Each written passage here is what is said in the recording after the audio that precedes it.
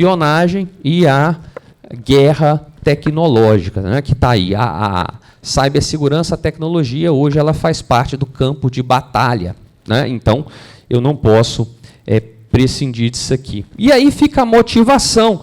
Nós estamos aqui num evento de tecnologia, Tocantins Tech, está reunindo órgãos aqui do Executivo, Judiciário, Legislativo, não é isso? Mais setor privado.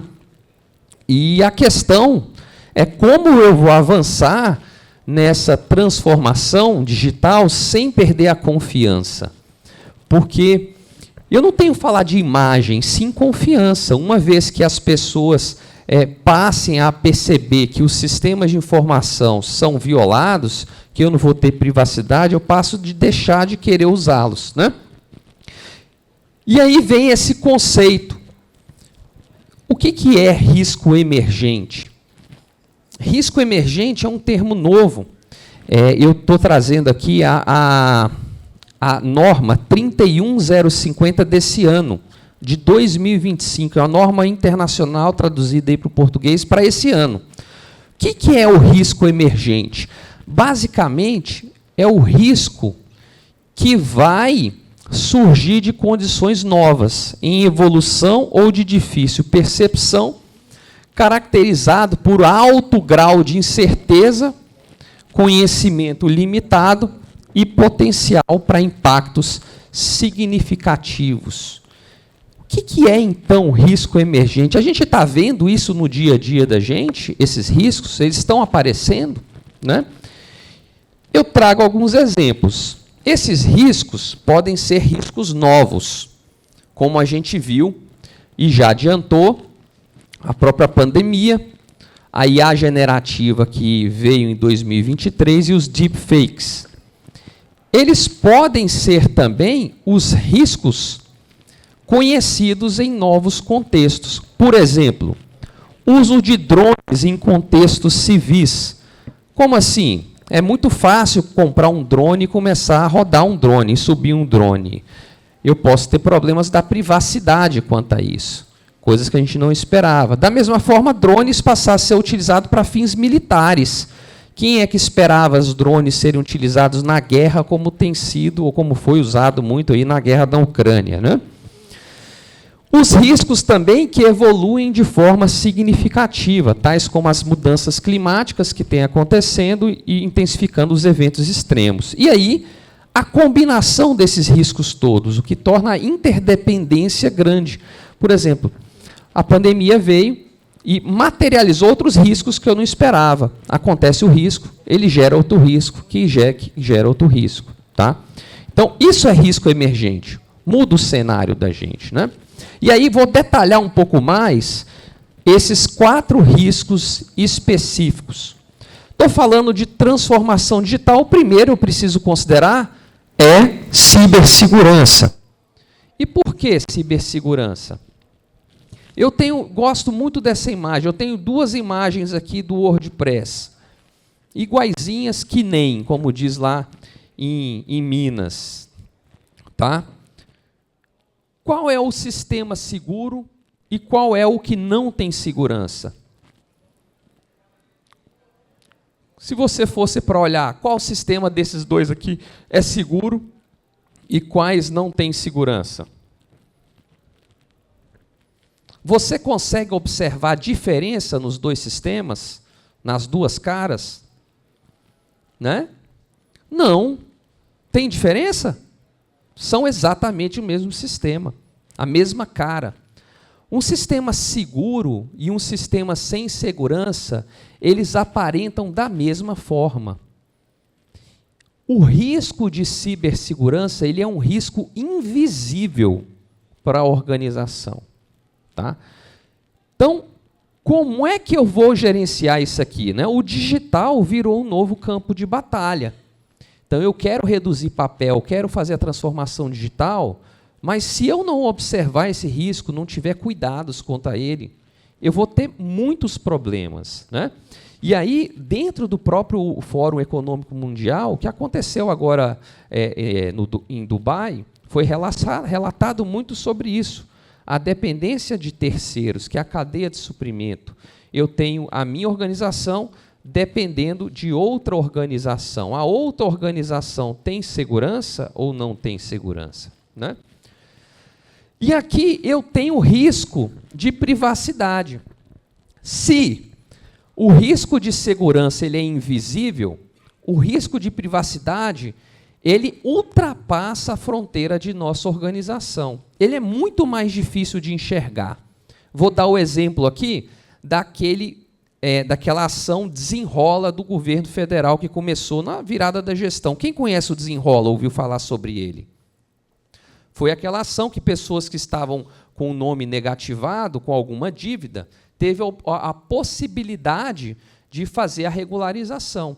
Então, foi lançado esses portais rapidamente. O que é isso aqui? Isso aqui é um portal de um banco. Quando eu digitava o CPF de alguém que não tinha dívida, ele aparecia esse retorno aqui. Ó. Digita o CPF de alguém que não tem dívida. Aparece essa mensagem. Tivemos problema na autenticação. Se a pessoa tiver um CPF com dívida, o que aparecia? A página do banco, né? Aparecia isso aqui, ó. Para sua segurança, confirme qual o nome da sua mãe. Olha que interessante, eu precisava quebrar o site, violar?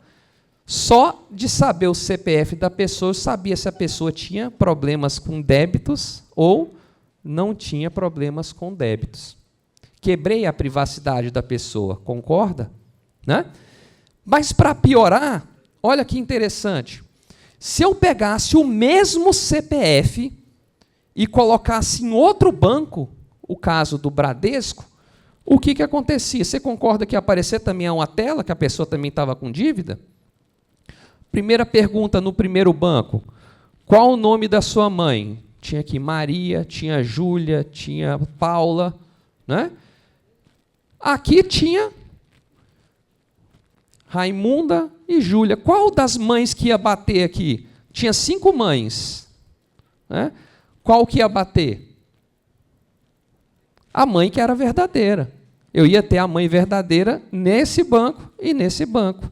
Olha aqui, eu não só consegui descobrir que a pessoa tinha dívida, mas eu consegui pular para a próxima etapa por causa da forma de autenticação. Quem desenvolveu esse sistema dentro da organização tinha a visão desse impacto? Né? Não tinha. Então, quando eu estou falando de privacidade, eu preciso ampliar ainda mais o meu escopo, tá? Porque a violação da privacidade, ou seja, a jornada do atacante de privacidade, ou quem está fazendo aí uma investigação, um dossiê de uma pessoa específica, ela é diferente da jornada de segurança. Então, esse é o segundo risco. O terceiro risco é a inteligência artificial emergente, né? A inteligência artificial generativa. Qual é o impacto que ela está gerando nas organizações da gente? Um relatório do NIST colocou 12 riscos para a IA generativa. Eu estou destacando 2 mais conhecidos, que é a confabulação e os vieses prejudiciais e a homogeneização, ou seja, aqui quando a IA começa a criar assuntos que não existem, e aqui quando ela começa a colocar os vieses. Qual é o problema? Como é que eu vou lidar com esse tipo de novo risco?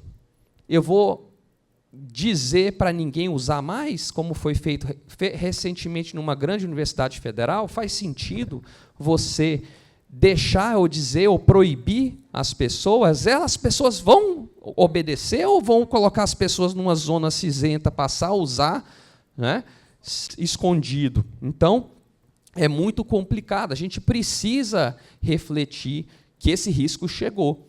Tá? Ele vai, as pessoas vão usar. É um risco emergente, ponto final. E, por fim, eu destaquei esse aqui, o risco climático. Né? Ele não está diretamente relacionado à tecnologia, mas pode ter muito impacto no governo.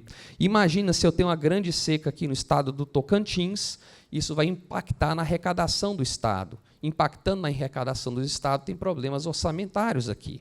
Tá? Então, é algo que pode acontecer. Então, aqui tem 2 extremos. Tem o Rio Grande do Sul, que aconteceu a Amazonas, que também aconteceu o inverso, uma grande seca. Tá? Então, está posto esse risco aqui. Mas eu coloquei o cenário. Tem solução? Como é que eu faço para gerenciar esse risco? Porque eu não estou aqui para colocar o problema. Eu quero também que a gente ache o caminho para resolver ou para enfrentar esse cenário. Isso que é o mais importante. Eu não estou aqui para ser o cavaleiro do Apocalipse, mas sim de trazer um cenário para a gente tratar esse assunto. Então, toda vez que eu falar de gestão de riscos, eu preciso compreender essas 3 dimensões. Ou seja, a cabeça, a mentalidade para gerenciar risco, como é que a minha estrutura organizacional me permite gerenciar risco e como é que eu faço um processo para identificar, analisar e tratar risco. Eu vou entrar rapidamente em como eu faço adaptações nesse cenário para tratar risco emergente. Tá? Então, primeiro na estrutura. E aqui, Olívia, você já viu isso aqui, né? Várias vezes. Ou seja, como é que é a estrutura? Primeiro, com certeza, todos vocês têm visão dos problemas da IA generativa. Quem já não sabia que a IA alucina? Todo mundo sabe aqui. Todo mundo sabe que eu tenho um problema de cibersegurança, que eu posso ser atacado. Individualmente, nós sabemos disso. Mas se a organização não criar uma estrutura para que eu pegue essa informação das pessoas e concentre, né, a organização não vai avançar ou vai tomar ações desproporcionais, como foi feito nessa grande universidade federal. Olha, eu vou negar. Né? Não tem outro caminho. Então, eu preciso compreender que esses riscos emergentes eles precisam ser gerenciados por uma segunda linha. Ou seja, eu tenho a TI na primeira linha, fazendo o dia a dia, mas eu preciso ter alguém fora da TI fazendo avaliação de riscos para poder dar direcionamento e até apoio para que a TI consiga recurso. Como é que eu vou conseguir contratar recurso? Porque vão falar sempre que o gestor de TI é o que mais gasta, é o que mais quer orçamento, e ninguém vai compreender. Então, eu preciso dividir um pouco essa batata. A estrutura geral, geralmente eu tenho uma auditoria interna que cuida, que faz a avaliação de como estão meus riscos, mas essa avaliação de uma auditoria é muito longa. Né? Ela não consegue se adaptar de forma rápida e responder rápido os problemas desses riscos que estão acontecendo. Então, o que eu preciso fazer? Ó, aqui, essa imagem aqui está uma portaria da CGU. A portaria da CGU, ela disse aqui em agosto de 2024 que as auditorias internas, eu preciso ter o perfil, além de planejamento e gestão, além de responsabilidade ambiental, aquisição e contratações, o meu auditor ele precisa conhecer de cibersegurança. Porque ele, sabendo de cibersegurança, ele vai fazer uma auditoria mais adequada. Tem alguém que é do judiciário aqui? Meu colega do judiciário. O CNJ, na resolução 396, deu diretrizes também para isso. Olha o que o judiciário dizia aqui, ó. Cada órgão do Poder Judiciário, com exceção do STF, isso aqui porque o STF não se subordina ao CNJ, questão política, mas a gente segue a mesma normativa, tá? Deverá constituir estrutura de segurança da informação subordinada diretamente à alta administração. Então, a estrutura de segurança da informação no Judiciário deve estar vinculada à presidência. Por quê? Porque é um risco invisível. Se eu não tenho uma estrutura separada, a TI não vai dar conta do recado, ela não vai dar conta de falar tudo. Então, eu preciso refletir quanto à minha estrutura para gerenciar. Lembra? Todos nós sabemos do risco, mas se eu não tiver a responsabilidade bem definida, eu não vou gerenciar. Tá? Eu preciso da estrutura. E aí, como é que vai vir com IA generativa, com esses riscos climáticos e todos esses riscos? Eu vou precisar de novos comitês temáticos nas instituições, né? Eu vou precisar de novas disciplinas para auditoria, além de cibersegurança, ele tem que conhecer de privacidade, de riscos emergentes. Tá? Os conselhos de administração, os consunes das universidades, os stakeholders, as partes interessadas, né? Como é que isso aqui vai impactar? A Olivia estava me contando muito a história de implantar a MFA dentro do contexto da universidade, em que muitas pessoas são indígenas, às vezes não falando em português. Como é que eu vou implementar a MFA nesse caso? Então, como é que eu vou lidar para tratar e mudar a minha estrutura para tratar esse risco? Porque ele é um risco. Você não tem como não colocar MFA, mas se eu colocar, qual vai ser o impacto? E o que eu preciso fazer para lidar com esse impacto? Quais estratégias eu vou fazer? Isso é importante. E aí eu preciso também adaptar, além da estrutura, olha, se eu não tiver uma estrutura bem definida, quem dividir a batata, eu não vou gerenciar risco. Mas uma vez que eu tenho a estrutura, como é que eu faço para poder adaptar o meu processo? As minhas atividades que eu vou fazer para identificar esses riscos emergentes. A ISO 31000 coloca a gestão de riscos com essas etapas, identificação, análise e avaliação. Mas, para risco emergente, tem uma diferença. Além da identificação, análise, ameaça e avaliação, eu tenho aqui um ciclo de inteligência de riscos. Algo que precisa avançar e ter liberdade para poder buscar a identificação desses novos cenários. E o que esse ciclo vai fazer? Na versão clássica da identificação de riscos, eu basicamente levanto os riscos conhecidos internos e externos, me reúno com as equipes, olho o cenário. No caso dos riscos emergentes, eu preciso olhar para além do histórico, que é o chamado o escaneamento de horizonte, olhar o horizonte. Porque podem ter riscos que os sinais são fracos. Tem só uma tendênciazinha pequenininha ali, mas ele pode crescer rápido. Tá? As questões tecnológicas, climáticas, e aí vai. O risco invisível não vai estar em planilha. É preciso ter o olhar estratégico. Tá? Se eu não mudar, eu tenho problemas. Lá na análise de risco, eu estimo probabilidade de impacto. E no risco emergente, tá? Eu preciso, as probabilidades vão ser muito incertas, muita incerteza, eu preciso usar cenário, simulação. Tá? Nem todo risco emergente tem probabilidade clara, mas já tem sinais que não podem ser ignorados. Então, IA generativa, já não temos todo mundo usando? Tá? E o que eu vou fazer? Não vou fazer nada? Não fazer nada também é uma escolha. E essa escolha mais adequada? Na avaliação, comparo com critérios de risco e apetite definido no emergente, considero não apenas o impacto direto, mas os efeitos sistêmicos e em cascata. Tá? Ou seja, nos riscos emergentes, o impacto raramente é isolado, ele vem em cadeia. Uma coisa gera a outra. Tá? E aí, por fim, a mentalidade. Ou seja, falei de como eu organizo a estrutura, de como eu tenho que adaptar o meu processo, e aqui como é que eu tenho que mudar a minha cabeça. Como é que eu mudo a minha cabeça para gerenciar risco? Deixa eu ver como é que está meu tempo aqui. Estou quase no tempo. E aí, eu tenho que lembrar que risco não é uma coisa ruim, risco é bom, pessoal. Risco é o que nos faz inovar. Tá? É o que permite transformar. Eu nunca posso olhar o risco com a questão ruim, não. Não é algo a ser evitado, mas é um elemento de qualquer decisão. Tá? Então, não se trata de aplicar ferramentas formais, necessariamente, quando tem a cabeça para risco, mas de cultivar uma forma de pensar. Tá? E aí eu tenho que adaptar, por exemplo, quando eu estou falando de risco emergente, eu preciso lembrar que ele está integrado em todos os meus processos. Todos os processos da organização vão ser impactados pelos riscos emergentes. Cada vez mais, pensar em incluir.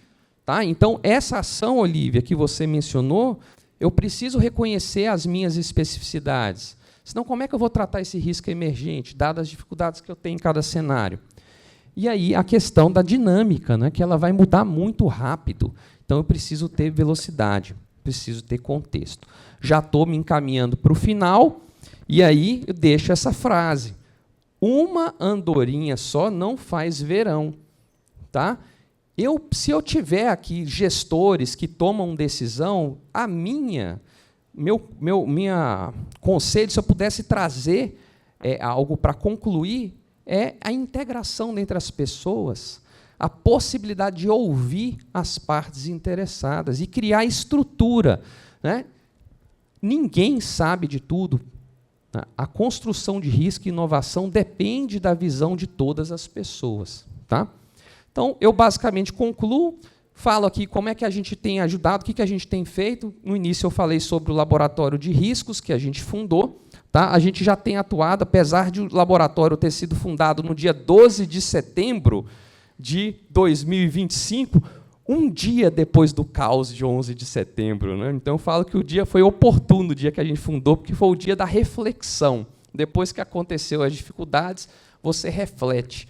Tá? E a gente já tem atuado com esses órgãos, mesmo nesse pequeno tempo, né? Já temos atuado com a CAESB, que é a área de distribuição de saneamento básico em Brasília, o Ministério da Gestão e Inovação, o DENIT e a Caixa já estão atuando conosco dentro de vários projetos, tá?